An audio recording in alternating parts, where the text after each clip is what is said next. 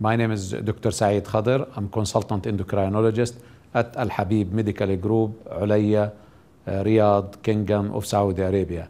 We are going to speak today about the across type 2 diabetes. It's an educational program, and today I'm speaking about the single combination therapy in the management of type 2 diabetes. Combination therapy, a step forward in management of type 2 diabetes. We know that a combination therapy will probably make better adherence and better compliance for the patient. And the advantages of combination versus sequential therapy: earlier achievement of glycemic control will be better, potential reduction in dose-related adverse event associated with high-dose monotherapy, potential to delay disease progression, and opportunity to combine multiple therapies with complementary modes of action. Single pill combination treatment offers several advantages. One, complex dosing regimens and a high pill burden can contribute to poor adherence treatment. Treating physicians often prefer single pill combination because of the reduced pill burden for patients. Single pill combination therapy offers a simplified treatment regimen and can improve adherence compared with two-pill regimen. 4. Adherence increases when patients with type 2 diabetes switch from two oral glucose lowering agents to a single pill combination. As you can see from this slide, changes in medication adherence in subject receiving dual therapy in a pre-index period. It's better when you use single combination therapy, better adherence than two dual separate therapies. Definition of compliance and persistence. Compliance, it's an extent to which a patient acts in accordance with the prescribed interval and dose of a dosing regimen. Persistence, accumulation of time from initiation to discontinuation of therapy. Adherence encompasses both. And if you can look at the slide here, the first one, prescribed regimen for 12 months, fully compliant for 12 months, fully persistent 12 months, partially compliant, there is probably discontinuation, and there is non-persistent, which is stop the therapy before completing the course of 12 months, and there is non-compliant and non-persistent, and there is a last thing is non-acceptance, doesn't start therapy at all. If you look at this slide here, the persistence, usually, so what really happens when you fill a prescription, the persistence, the metformin monotherapy, the green one, and sulfonylurea, the light green. And if you look at the blue one, which is the metformin and sulfonylurea together, so there is persistence probably more with the combination therapy rather than the single therapy. Here in this slide, the compliance, and if you can look here, the metformin, which is the light green, then there is the dark blue and the red color. The metformin, the patients remaining or compliance therapy remaining on the metformin around 65%, on sulfonylurea 64%, and metformin and sulfonylurea, the combination is 44.4%. After 2 years, the compliance again remained 63% for metformin, 60% sulfonylurea, and the combination therapy is less. There are too many medication fixed combination therapy being used in management of other diseases. There are a lesson learned from the antihypertensive drugs combination, fixed dose combination in management of hypertension. And here they found in the studies that by using single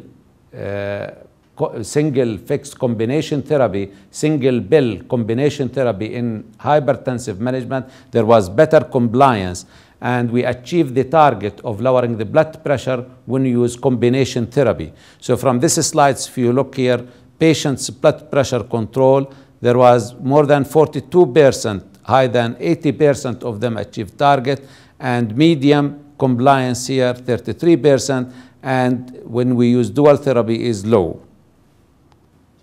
There is a lesson learned from the antihypertensive medication when they use the single pill combination therapy. They found in the studies that using single pill combination therapy in management of hypertension that there was better adherence and compliance plus better control of the blood pressure. Also, by using single pill combination in other studies, they showed even there is better cardiovascular outcome with improving compliance. From this slide here, all-cause hospitalization risk was better in using, was less by using single pill combination therapy. There are too many medication, and we have experience in hypertension management, impact of single pill combination versus separate tablets on cardiovascular event and outpatient referral. And from this slide, or a lot of studies showed that there was significant reduction in hospitalization and better cardiovascular outcome. Now we'll go to initial combination therapy. Adherence to oral antihyperglycemic agent. We know when we're treating type 2 diabetes, it's a polypharmacy. There are too many medications that been prescribed to our diabetic patient, and any combination will decrease the number of tablets, and there will be more synergistic effect of the single pill combination. For example, metformin and DDB4, and recently metformin and SGL2 inhibitor drugs. And we know from a lot of research that adherence to oral anti-diabetic agent, that when we use once daily regimen, the adherence will be better than using 2 tablets a day and better than using 3 tablets a day. Compliance also decreases when switching to non-fixed dose combination. So using fixed dose combination therapy, there will be less number of medication, more synergistic effect, and more adherence and compliance to the patient. Improved adherence to diabetes medication can reduce HbA1c. Certainly this will reduce the HbA1c, also reduce fasting and postprandial blood glucose, because the adherence and compliance will be better for the patient, and also there is synergistic effect between these drugs together. For example, metformin and DDB4, they showed more synergistic effect, as well as if we use metformin and SGL2 inhibitor, there will be more synergistic effect, as for example, metformin decrease hepatic glucose production, increase the insulin sensitivity at the muscle level. SGL2 inhibitor, it will prevent reabsorption of blood glucose, and both of them will lower the fasting, postprandial, and HbA1c. So certainly using single pill combination will achieve better control of the blood sugar and lower HbA1c. This is a slide that showed that adherence to prescribed drugs in patients with type 2 diabetes. Here, if we have oral antidiabetic drugs, there will be the adherence only 50%, antihypertensive 50%, lipid-lowering drugs 69%, and antiplatelet 77%, all drugs 35%. From this slide, we know that most of the antihypertensive medication, because too many tablets, the adherence will be less, and also because of the side effect. So the single pill combination will be less side effect because we are using less dose as well. Non-adherence associated with adverse outcome in patients with diabetes. Certainly, non-compliance and non-adherence of tablets, we have poor glycemic control, and certainly the diabetic patient will develop more and more complications, because it's very, very important that our diabetic patient taking his medication and achieving the target of HbA1c, fasting blood sugar, and postprandial to prevent micro and macrovascular complications. So using single pill combination therapy, certainly this makes better adherence, better compliance. The patient will stick more to his medication, so we will achieve better control, and this will prevent micro and macrovascular complications, and this being shown in a lot of studies. The other things, adherence will reduce the number of tablets when we use single pill combination therapy rather than separate therapies in diabetic patient. Measures to improve adherence have an important impact on therapy effectiveness. And increasing the effectiveness of adherence intervention may have a far greater impact on the health of the population than any improvement in a specific medical treatment. And this is from WHO in 2013. This means that any adherence and better compliance, we are going to achieve better control of glycemic control, and certainly we are going to prevent more and more complications. How to improve, or measures to improve adherence? First of all, received improvement tolerability, reducing regimen complexity, single, one tablet, fixed combination once daily, education, better patient-physician relationship, greater information sharing, and co-payment, and also reducing costs. Single pill combination, we are going to save money, and it will be cheaper than two different medication. Single pill combination, there are barriers and the drivers for that. Single pill combination, the drugs in combination therapy should act by different mechanisms. For example, metformin act on decreasing hepatic glucose production, increase insulin sensitivity at the muscle level, and SGLT2 inhibitor, for example, work on kidney by preventing reabsorption of blood glucose. So they have two different mechanisms, and this single pill combination will be ideal for managing of type 2 diabetes. The other things in single pill combination therapy, the pharmacokinetic must not be widely different, and the combination should not have supra-additive toxicity or side effect. And there is an article here that glycemic effectiveness and medication adherence with fixed dose combination or co-administration dual therapy of anti-hyperglycemic regimen. This meta-analysis here, it showed that there was significant reduction in HbA1c using single pill combination than using two separate medication, as you can see from this slide. Single pill combination also may improve adherence, and certainly will improve because decreasing the number of medication, also less side effect or less toxicity and synergistic effect between two different medication acting by two different mechanisms in managing diabetes. Now we will come to the possibility of finding single pill combination between the SGLT2 inhibitor and metformin. And I think this combination will be one of the ideal medication for type 2 diabetes, as metformin, we know it decreases cardiovascular outcome in many studies. Also, the metformin, it improves the HbA1c, fasting blood sugar, postprandial blood glucose, and metformin been in the market for more than 50 years, and SGLT2 inhibitor, and here the IMBA. And after the empiric study, it decreased the cardiovascular outcome and certainly improved HbA1c, fasting, and postprandial blood glucose. So this combination of IMBA and metformin, empagliflozin and metformin will be the best or one of the ideal combination therapy in managing type 2 diabetes, and there will be both synergistic effect between these two drugs.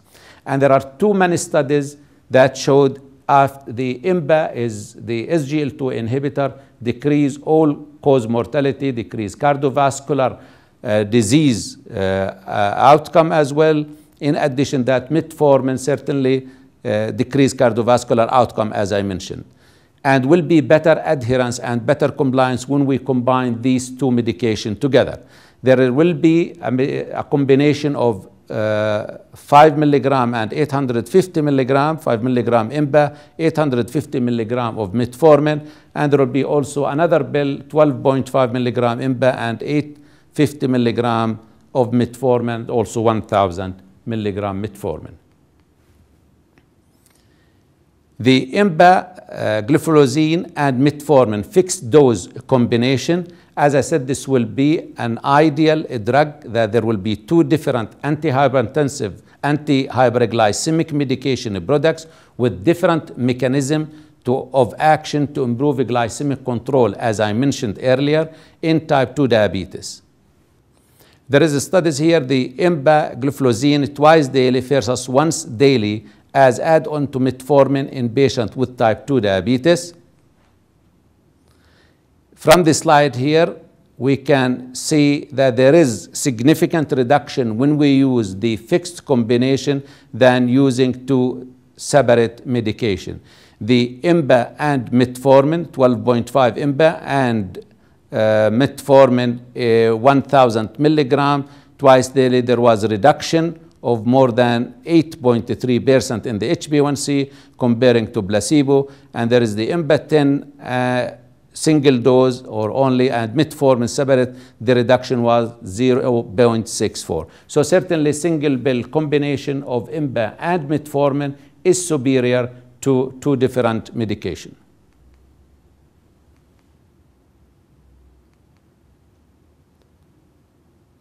The other things also using EMBA and metformin as a combination therapy, it will lower the HbA1c maybe more depending on the baseline of the HbA1c. If the HbA1c more than 9%, for example 10%, we can achieve a target of more than what we mentioned in the earlier slide.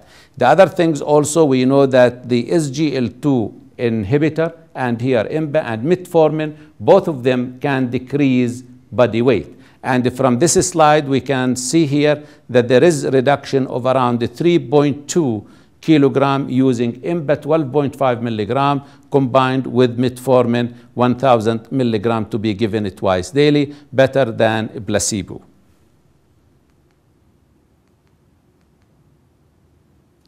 Regarding the side effect, certainly, I mean, EMBA being in the market for some time and metformin being in the market for a long time, the side effect, the combination therapy, the side effect will be less than using two separate drugs.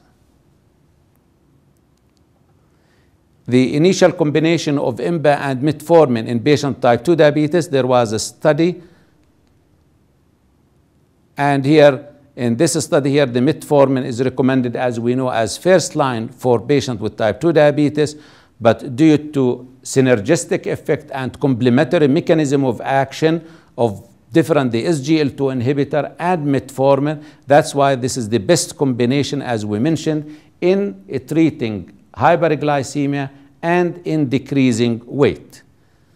And when they used to add on metformin in patient type 2 diabetes, EMBA 10 milligram and 25 milligram once daily, it reduced HbA1c, fasting blood glucose, and body weight with low hypoglycemia, or probably very rare to have hypoglycemia. And the objective of this study here is to compare the efficacy and safety of initial combination therapy, the EMBA and metformin, in patients with type 2 diabetes. And from the slides, it showed that the initial combination, there was significant reduction in the HbA1c at 24 weeks, and also there was significant changes or the reduction in fasting blood glucose. The other efficacy endpoint here in this study showed that percentage of patients who achieved HbA1c, percentage of patients with HbA1c more than 7% at baseline who had HbA1c less than 7 at week 24 was better with the combination therapy, as seen in these slides. And also there was significant reduction in the body weight at 24 weeks.